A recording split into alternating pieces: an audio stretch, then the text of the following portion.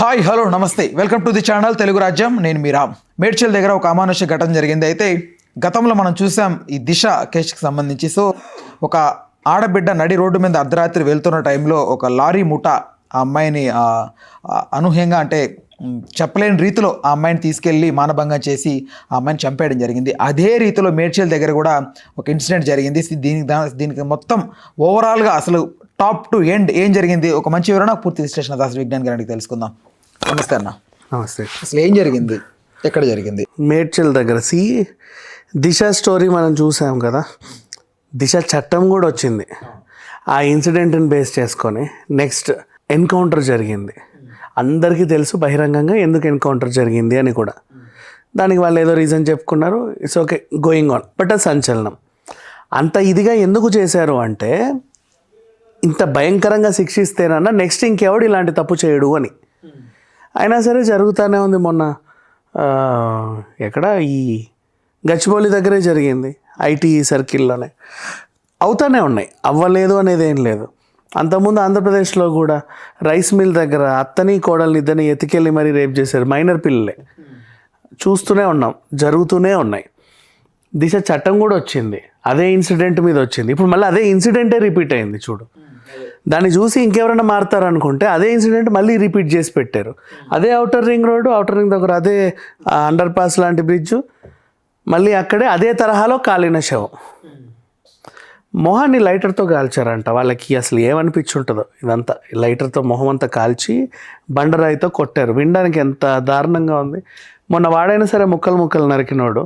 వీళ్ళకి ఏమనిపిదా అసలు? వాళ్ళు కూడా మనుషులే కదా. తాగుంటారంటారా? తాగినా తాగకపోయినా, తాగితే మనిషికి చిన్న మెదడు పనిచేయదు యాక్చువల్లీ.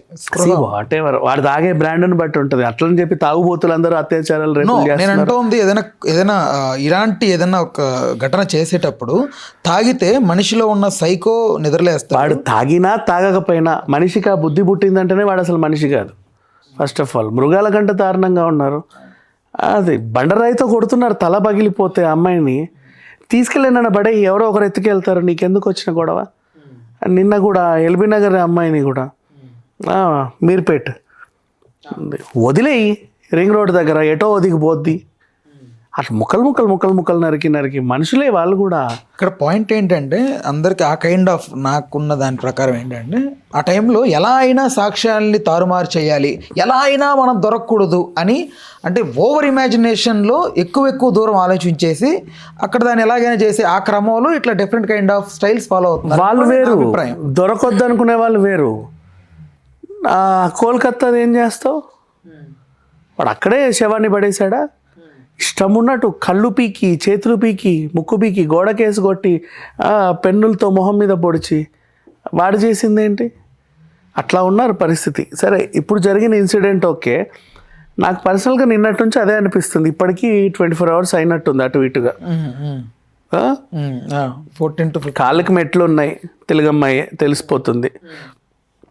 2 టాటూలు ఉన్నాయి, ఇంగ్లీష్లోను తెలుగులోను. ఎవరు క్లెయిమ్ చేసుకోవట్లే ఇప్పటిదాకా. శవం ఎవరిది అంటే తెలియట్లా. మొహం సరిగ్గా లేదులే, ఓకే.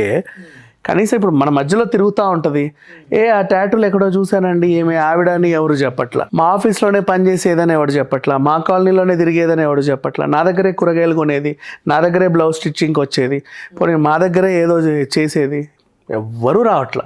కొంపదీసి వేరే రాష్ట్రం నుంచి వచ్చిన అమ్మాయా? మెట్టిలు ఉన్నాయి, తెలుగు రాష్ట్రాలే. తెలుగు రాష్ట్రం వాళ్ళే కొంచెం ఈ కల్చర్ ఎక్కువ ఫాలో అవుతారు. మన వాళ్ళు కూడా ఉంటాయి అనుకుంటా, ఉండొచ్చు. కానీ అక్కడ నుంచి తెస్తే అటే పడేయాలి, ఇక్కడ పడేయాలి. నో అక్కడ నుంచి చెన్నై నుంచి హైదరాబాద్కి వచ్చి జాబ్ కొరకు ఇక్కడ జాబ్ చేసుకుంటూ ఇక్కడ ఇన్సిడెంట్కి గురైతే అలా కూడా అయి ఉండొచ్చేమో. Nobody is claiming.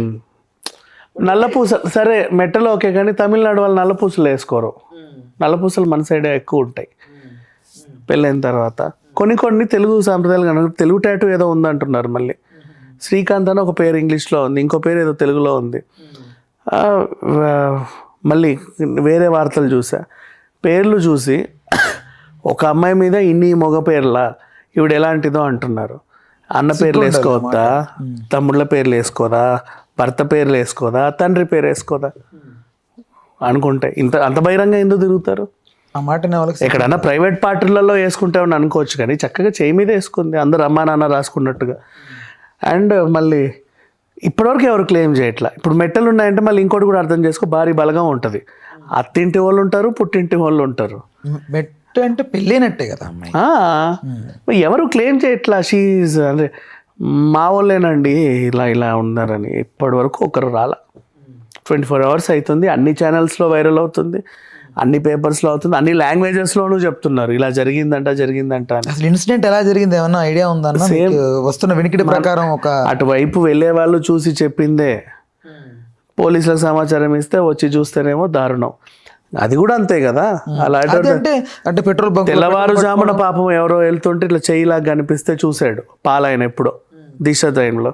ఇక్కడ ఇంకెవరో పుణ్యాత్ముడు చూశాడు. సరే చూశారు, వాట్ ఎవర్, చంపేశాడు పూర్తిగా. మొహాన్ని పచ్చడి చేశారు, లైటర్స్తో కాలుస్తున్నారు. ఇన్సిడెంట్ జరిగింది. ఇప్పుడు అట్లీస్ట్ దేవుడి దయ వల్ల చేతులు ఉన్నాయి, విత్ టాటూస్ కనబడుతుంది. But nobody is claiming her. అసలు ఏం లేవు అన్నా మాకు తెలియదు అనుకోవచ్చు. అంతంత పేర్లు కదా పెద్ద పెద్ద. ఇప్పుడు మన ఇంట్లో కనీసం మన ఇంట్లో పని చేసే వాళ్ళైనా సరే ఇంత టాటూ ఉంటే మనకు తెలిసిపోతుంది. రోజు అంట్లు తోమేటప్పుడో ఊడ్చేటప్పుడో చూస్తాం కాబట్టి.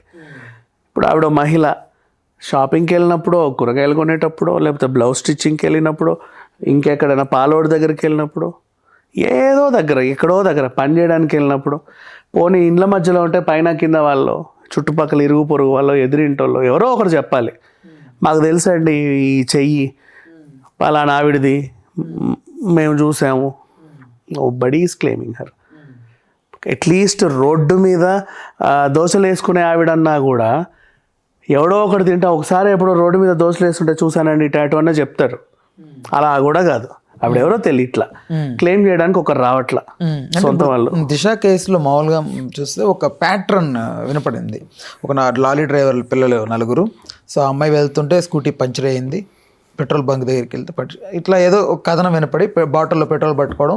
సో ఇదంతా కథలాగా ఒకటి బయటకు వచ్చింది. బట్ దీంట్లో ఏంటి అనేది ఇంకా రాలేదు బయటికి. అంటే ఆ అమ్మాయి ఎవరో తెలిస్తే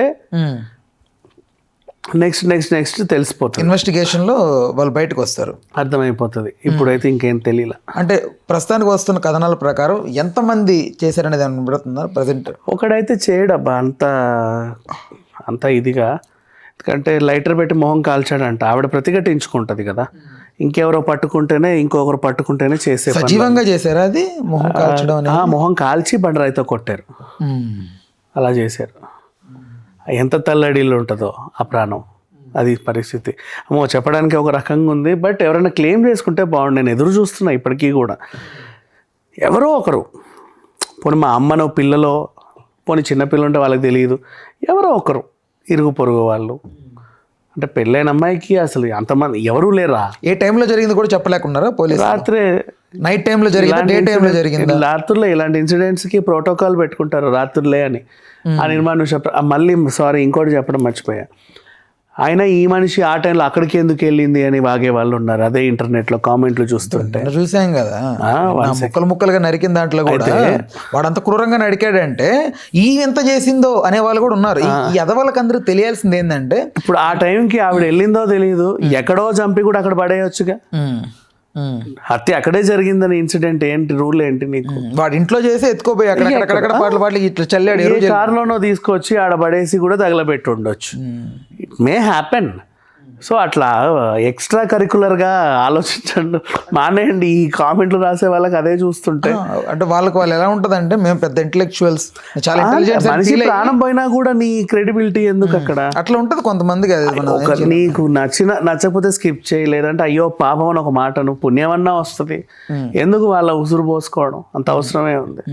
సో ఓకే అన్న, ఒకవేళ దీనికి సంబంధించి ఏ కొత్త అప్డేట్ వచ్చినా కూడా మళ్ళీ దీని గురించి చర్చించే ప్రయత్నం చేద్దాం. Right, thanks for the time, thanks for information. Please do subscribe to Telugu Rajyam channel. Please do subscribe to Telugu Rajyam channel.